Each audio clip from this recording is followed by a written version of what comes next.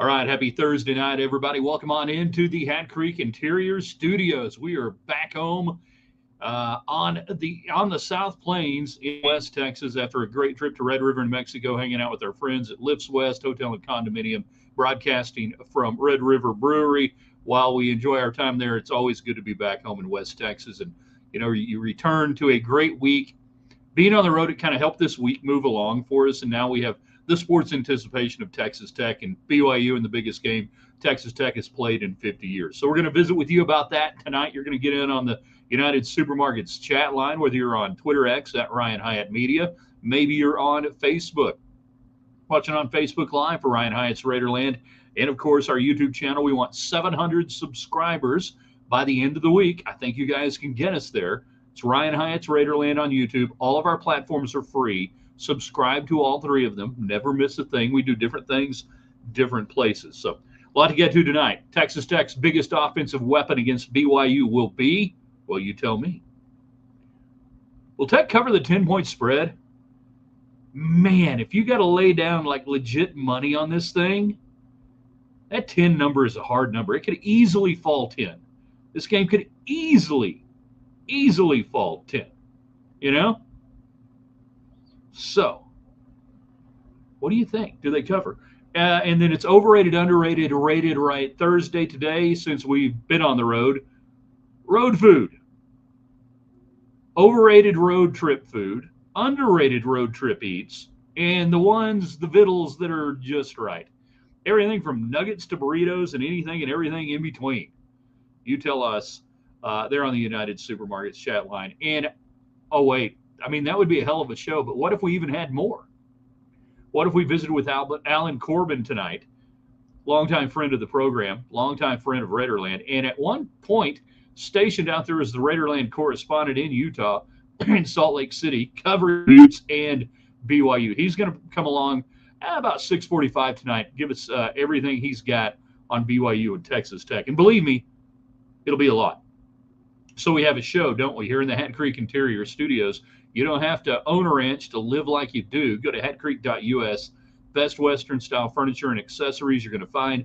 They ship to you. Great Facebook page as well. We talk about the power of five. If every night 5 of you wonderful viewers go to our sponsors and say thanks for being a part of Raiderland, it's huge. So you can do that for Hat Creek Interiors. In 3, in 2. Good evening, West Texans, all you good, fine, friendly folks out there who wish you were. I'm Ryan Hyatt, theraiderland.com, where you start your day every day. Did we have a morning column this morning? No, we were on the road traveling back to West Texas. Don't worry, big column tomorrow morning. Brought to you tonight by Gators Bayou. If you can't get into the game, you can get into Gators Bayou. 98th and Slide, hot Cajun food, check. Ice cold drinks, check. Tons of big TVs, check. Texas Tech fans, check. All of that and more.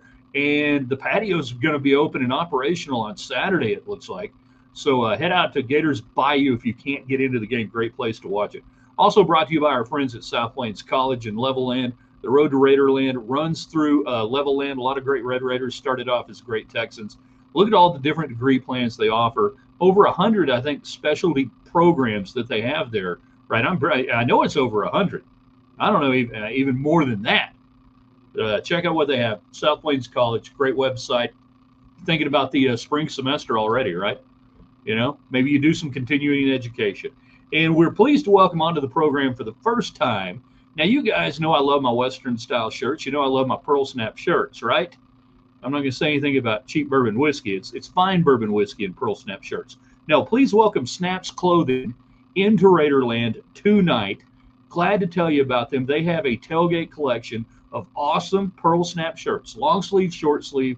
They've got Texas Tech Pearl Snap shirts waiting for you. Go to snapclothing.com. These are modern takes on the old rugged looking, Pearl Snap shirts that we all kind of grew up with. That if you're looking for something there that you can, wear to the office you can wear it to work on Friday, you can wear it to the game on Saturday. It's all there waiting for you at Snap Clothing. There's an S. snapsclothing.com. Look for the Texas Tech tailgate collection there. I think you're gonna love it. I'm gonna get me a black one. I look good in black. Not like Johnny Cash, but I look good in black. But please welcome onto the program Snaps Clothing. If you love Pearl Snap shirts, you're going to love them. All right? All right, let's get to it. Get your comments in on the United Supermarkets chat line. Go tomorrow if you don't have your tailgate stuff done. Don't wait till Saturday morning at 7 o'clock and panic. Go to Market Street. Get it done, okay? All right, where are we going to start tonight? Who's going to lead off?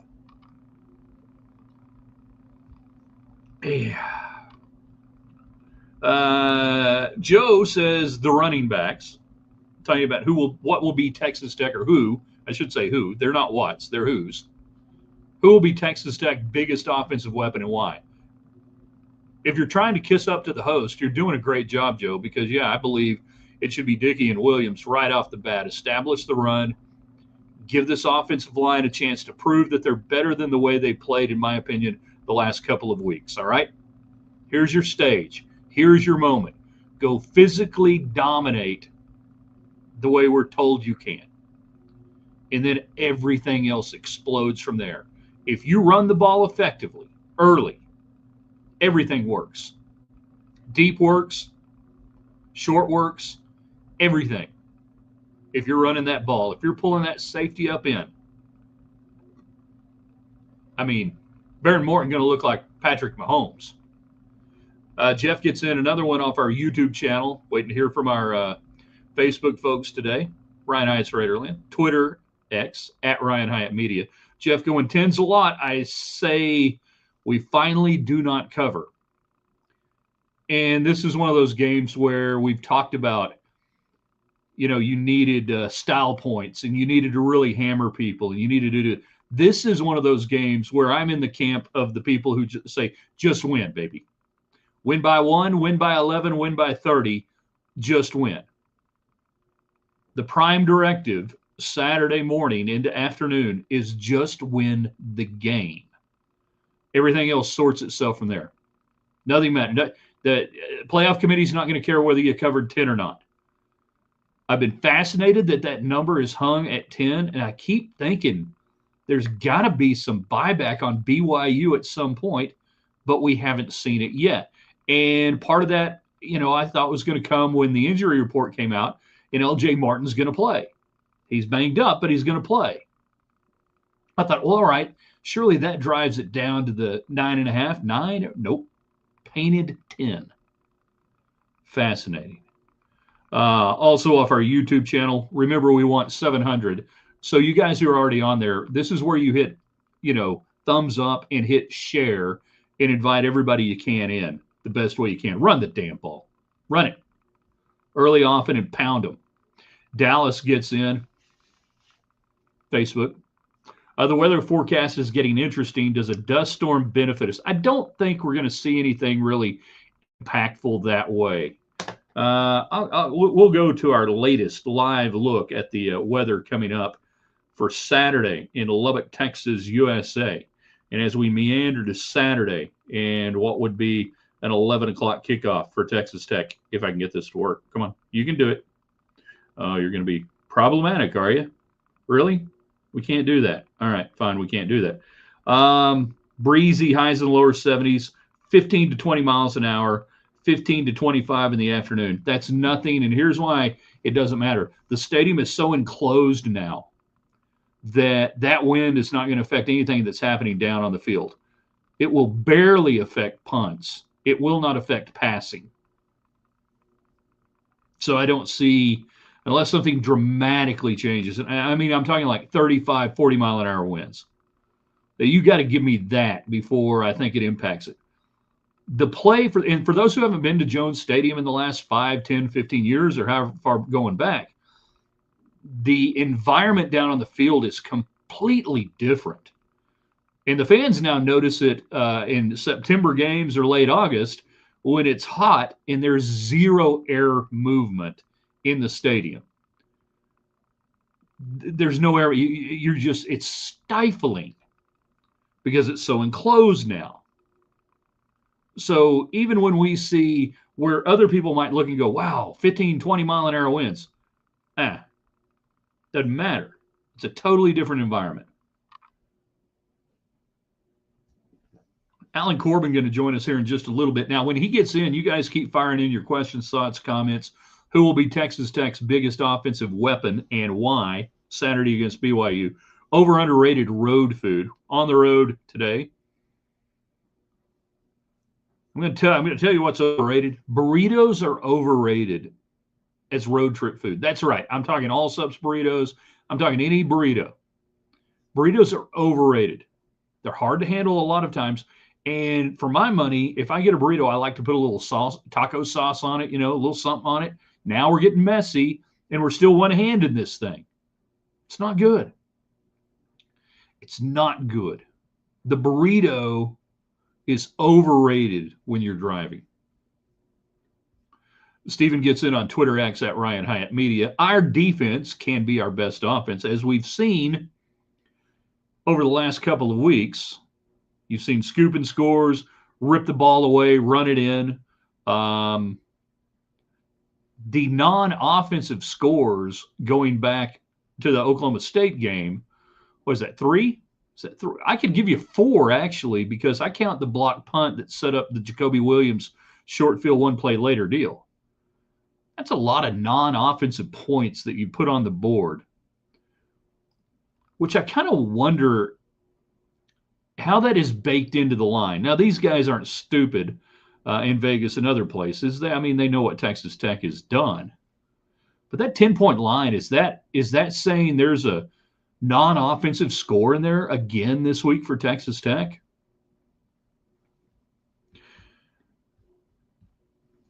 He could be the real Natalie Maines, or she might be. We don't know. Hyatt, first-time listener, long-time texter. Do you think Tech fans will strive for honor and treat BYU fans with the highest level of respect with all the generosity that they have exhibited to Tech over the last few days? Thank you for the Snaps clothing talk that you give us, just so you know. Love you. Yeah. Snaps clothing, Pearl Snap shirts, Texas Tech collection. Check it out. It's good-looking stuff. You may see me wearing one very soon. I do think Texas Tech fans will be incredibly gracious and hospitable to BYU fans. BYU people are just too nice to hate on. Utah fans, on the other hand, absolutely go off on them. And, BYU fans are raising money for the team barber whose wife was injured in a drunk driving accident here fairly recently. That's gained a lot of attention in the media. You guys have probably seen it. I think Tech fans will be more than, and that's what's so weird about this game. It's the biggest game in your history in the last 50 years, and it comes against a team that you just can't get even sports hate for. That you've got to win, and you got to want to do this for your team, not out of some vitriolic hatred for the other team. Which I kind of like that, because now it's all about Tech, right? It's all about you. You're doing this for you, not because you're trying to punish BYU for some egregious something or other. Jeff, hi, Jeff. Class of 26 OT recruit Felix Ojo will be the most impactful player this weekend when they suit him up and run him out there for our marginal O-line. Marginal is the new word for the O-line right now, marginal. Oh, man. That's a good one, too. I like we've been trying to work on wording for the offensive line, and you're a one-loss team. You've got two really good running backs and everything. And the offensive line still, to me, has not played either up to their potential or they were oversold. Glenn going, the chimmy, as in the chimichanga, is underrated. I run into the same problem with the chimichanga that I do with the burrito. It's not a finger food. It's not a finger food. Joe wants to know, even an all-subs fried burrito? Yep. Overrated. Overrated as road food. I'm talking about driving. I'm going down the highway. I'm doing 78, 80 miles an hour. I got one hand on the wheel, and I'm trying to freaking eat. The burrito is suboptimal. I'll tell you one thing that's underrated. Road food, and I didn't have any on this trip. I've done it sometimes. I used to do it more when I was covering high school football or driving, to cover game. Underrated. French fries. Totally 100% underrated. French fries are a great road food. because you can slather up a little, mustard or whatever, or ketchup or anything you want on them, whatever you want to put on them. Driving, one hand, boom, you're good. You're not having to do anything. French fries are totally underrated. Trust me on this. Glenn says Morton will shine on Saturday, talking about Texas Tech's biggest offensive weapon. Who will it be? Randy Wade, do you think the old school Denver Broncos unis are strong to quite strong? Which one? Are we talking like the 70s and 80s? The Craig Morton, Super Bowl 12, Orange Crush. Are we talking those, or are we talking about the 1960s AFL with the bucking Bronco helmet and that look? Which that one's not too bad. I prefer the Orange Crush look, 1977. That's the one that should be standard. I don't know why they would ever wear anything else. What are they going with tonight against the Raiders? Are we doing an AFL deal?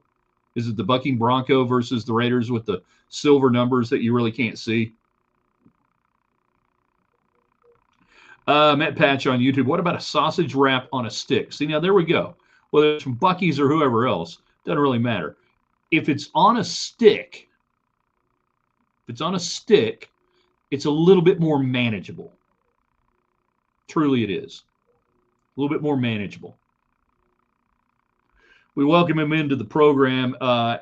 He's been a friend of mine much longer than he has been a confidant and a correspondent, whether it was even the old Williams and Hyatt show, I guess you could say, whether it was Ryan Hyatt's Raiderland on Talk 103.9 FM with Rob Bro for a few years back in the day, and whether it's been here in Raiderland. He's been here, there, and everywhere. He was stationed out there in Salt Lake City as our correspondent there in the mountains, and now he calls the Metroplex home. He is Alan Corbin.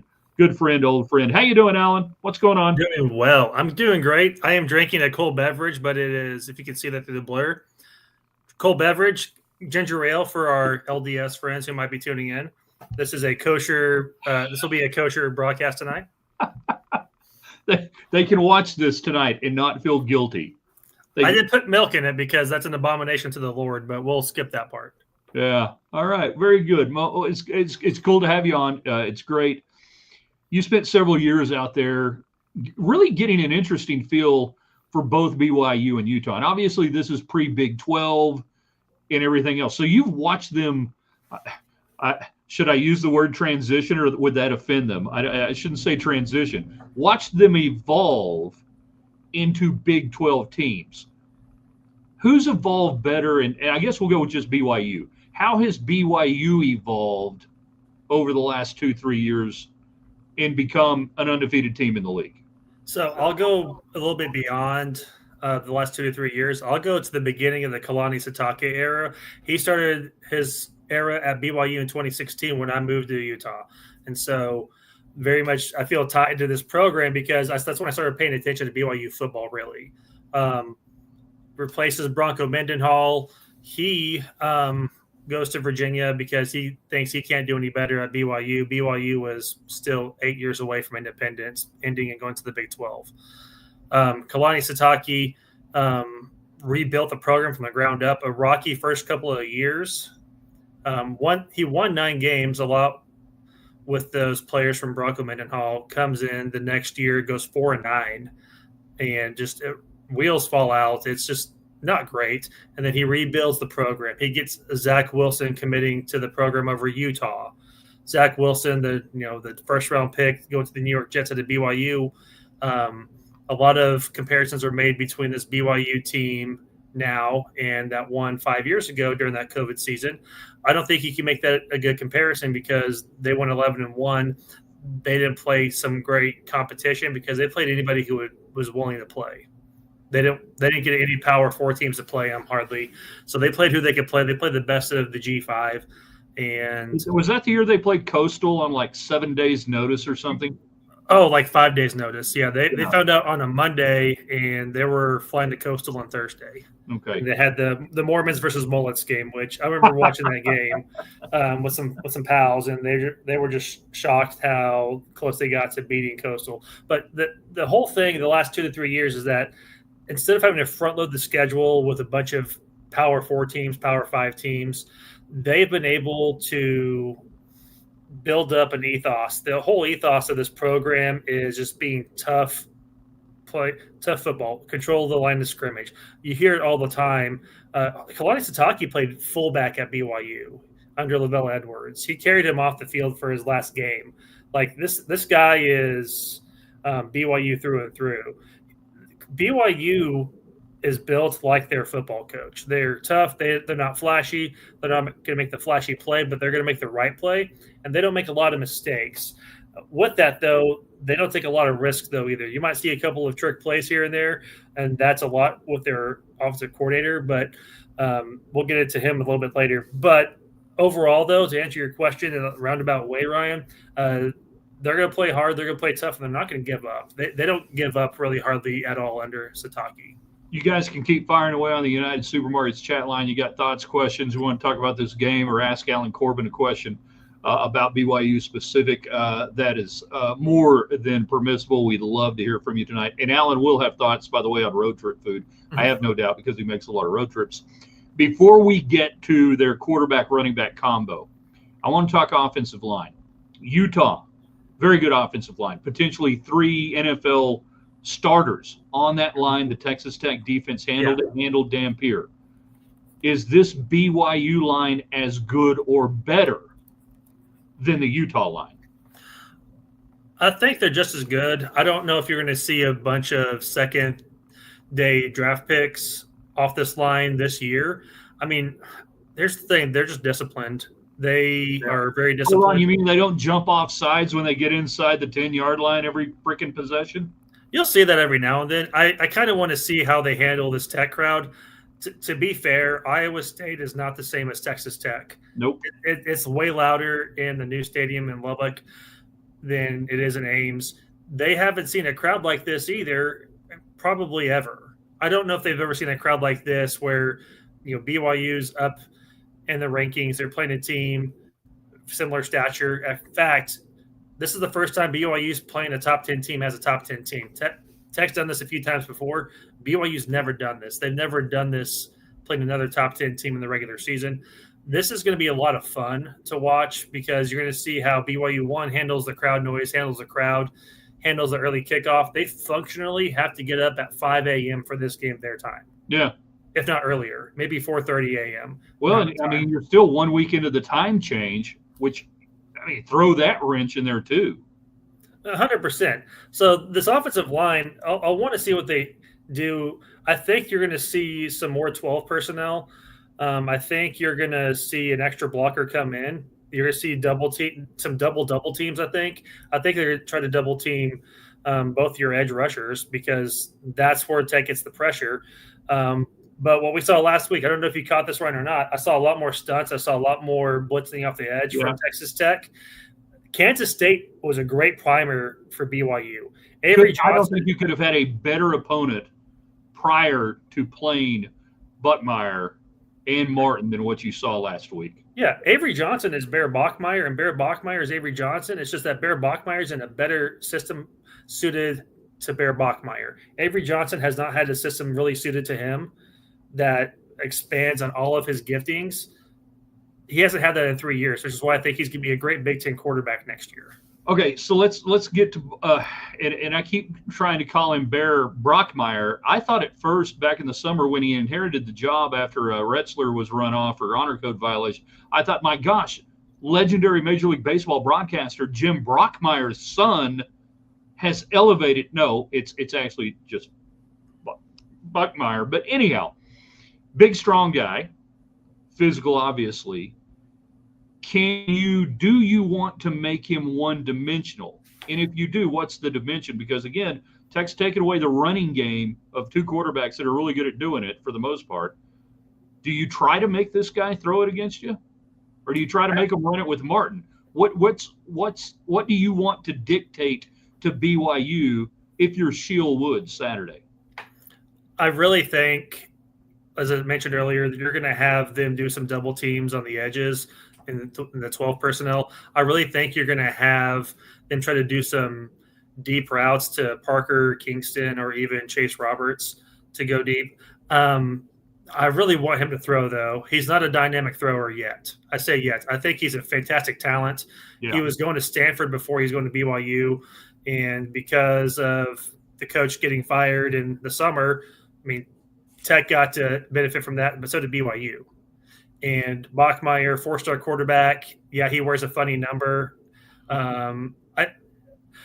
I think you want him to throw. You want him to throw. You want him to throw on the run. You're going to want him to have to face off against Jacob Rodriguez in the flats one-on-one. You want him to make a decision like, am I going to get hit while I throw, or am I going to run and get hit? Like, he has to decide what he wants to do. You want him to think quickly. He's a true freshman. I really want him to have a true freshman kind of game. I think Tech can force him into doing that if they come and bring the pressure early on him. Stopping the run, that's not going to be a big issue for Tech at all. LJ Martin's great. I love the way he runs. I love the way BYU does their running schemes. But you want to force Bachmeier to throw. And I think that's what's going to happen Saturday. Flip it around. Let's talk about their defense. They got smoked early at Iowa State, 24 points on the board pretty quick. They have flirted with disaster in a couple of their games. I'm not going to say lucky to win, but I just feel like Texas Tech can put points on the board against this defense. I think so, too. They struggled with Colorado, mightily struggled with Colorado. They escaped with a 3-point win, and that's before Colorado really had the wheels fall off. Arizona's a good team. They're improved. I think Arizona's good, but there's no reason BYU should have gone to overtime with Arizona. No reason they should have gone to overtime with that game. They should have lost that game. They had a miracle run. I mean, 3 of their road games that they've played in this year, they've trailed in the second half. If I tell you Texas Tech scores 27 points, does Tech win? Yeah. I think so. That's a real number right there, 27-31. Right in through there. You feel pretty good about that. I feel good about 27. I wouldn't be surprised if it's a lower scoring game. I could see both defenses showing up. I like the way BYU plays defense. I think Jay Hill is an amazing defensive coordinator. I like their offensive coordinator too, Aaron Roderick. A-Rod's a fantastic play caller. I think he's a step up from Jeff Grimes. And then that's saying a lot because Jeff Grimes had a really great dynamic offense when he was at BYU as their play caller. There's not a position group that Tech isn't better at right now than BYU. There's not a position group at all that BYU is better, I should say. And hence a 10-point spread, which I asked the question tonight, does Tech cover that? And it just blows me away that we're sitting here talking about 7-8 in the college football playoff ranking, 2 of the best teams in the league, and one of them has a double-digit favorite number next to them. And I think that, by the way, not that Tech's not going to win. I'm just like, wow. I mean, that's a huge line. Yeah, and I think that speaks to how Tech wins games. Tech wins games. They get a lead in the fourth quarter. They're choking you. They're choking you pretty hard on that. And I really think, average margin of victory is like 23 points in the conference play right crazy. Now. When they dropped the hammer, I thought last week was the perfect example of who this team is. They don't just win. They put their foot on your throat and drop the hammer late and add more. We saw it at Utah. We saw it on the road again a lot of teams either can or won't do that. And I'm not saying Joey McGuire's running up the score. I'm saying Joey McGuire wants to win and win big and finish it. That's a mindset. It is, and it's also like, you remember how Baylor was given a lot of crap about 4 years ago? They kicked a field goal with 1 second left against Oklahoma to win by 13 because the point differential was like, we're not running up the score. We have to get every tiebreaker we can get. Yep. Tech, if it comes down to tiebreakers, if they lose this game and somehow make it to Arlington, it's going to come down to point differential. And if you're winning conference games by an average of 24 points and losing close games, you're going to win that point differential tiebreaker. So you're not running up the score. You're doing it so you can get to Arlington. That's all this is about. I'll get your prediction tomorrow when we do our Friday prediction show and everything else. You can weigh in. But in the time we have left, I mean, there's obviously a big game, but we're talking road trips. We're talking food. And I have angered some people by saying that I think the burrito, whether it be all subs or otherwise, is an overrated road trip food. It's unwieldy. It's hard to handle. I want to put sauce on it. I mean, think about when you have a burrito at a restaurant or sitting down, all the things you do. I lose that on the road. Hence, I say the underrated is the French fry, or dare I say, chicken nuggets or chicken strips are great too. One hand, all you got to use. So I'll throw a curveball at you. I somewhat agree on the burrito, but I'm stopping to eat the burrito outside the car. I don't want to get all the crumbs in there. Don't want to do that. Make sure there's no hot sauce on my hand, so if I rub my eye, I'm not driving off the side of the road because I'm burning with taco sauce. I will say this: there's a place in Benjamin, Texas, the Kingland stop there on 114. They make amazing fried okra. That's a great snack. Perfect. That's a great one too. So if I'm stopping there, if they're still open on the way in tomorrow, fried okra is good. I do agree on the nuggets or the French fries, but yeah, I do love me some Buc-ee's jerky and some Buc-ee's jerky's branded good.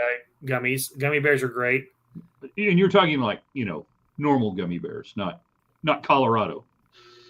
Yeah, right. Not Colorado, and yeah. They don't sell those in Texas yet because of Dan Patrick. So I think we're good.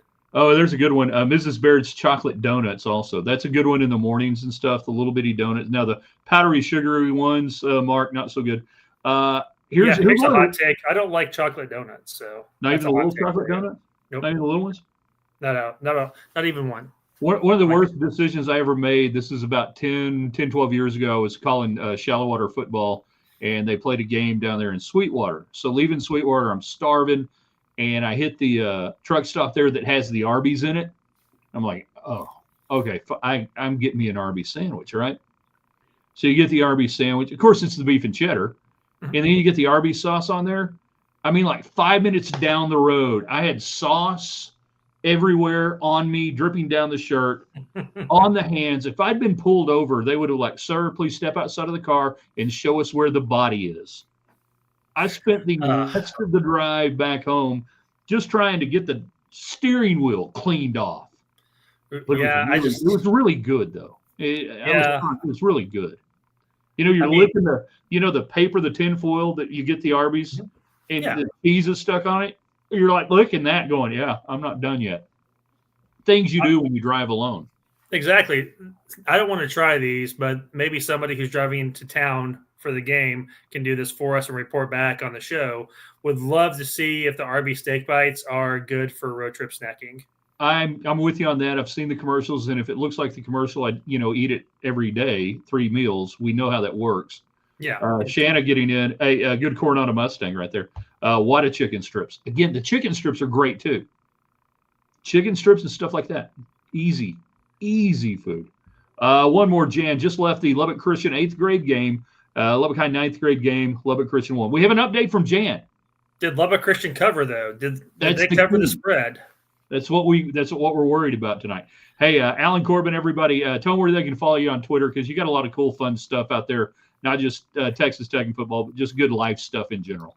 Oh yeah, you can follow me at Alan Corbin. I know that's crazy name, crazy handle name, but it's just I signed up for that 16 years ago when Twitter first came out, and nobody's tried to buy it from me. There's not another famous Alan Corbin, so I get to keep that. Got to hold on to it. Hey, give your whole family a big hug for me, all right, man? It's good to see you. You too. Thanks, Ryan. Get your butt up here sometime soon, all right? I'll be there Saturday. All right, man. We'll talk to you later. He's Alan Corbin, everybody, old friend and friend of the program. All right, you guys are really good tonight. I might even get one more in. JC, 10-piece nuggets, fries, Diet Coke, perfect road food, a literal grab bag. Good stuff tonight, everybody. We're going to post this on the website, theraiderland.com. The most Texan thing you've done tomorrow morning. We'll have Raiderland Hot Links back. We're blowing and going strong, and then a huge prediction show tomorrow night. You're not going to want to miss it. Hey, thanks to everybody for being a part of it. If you can, share this with your friends on social media, wherever that may be. And then tell all our great sponsors. Thanks. Like Snaps Clothing.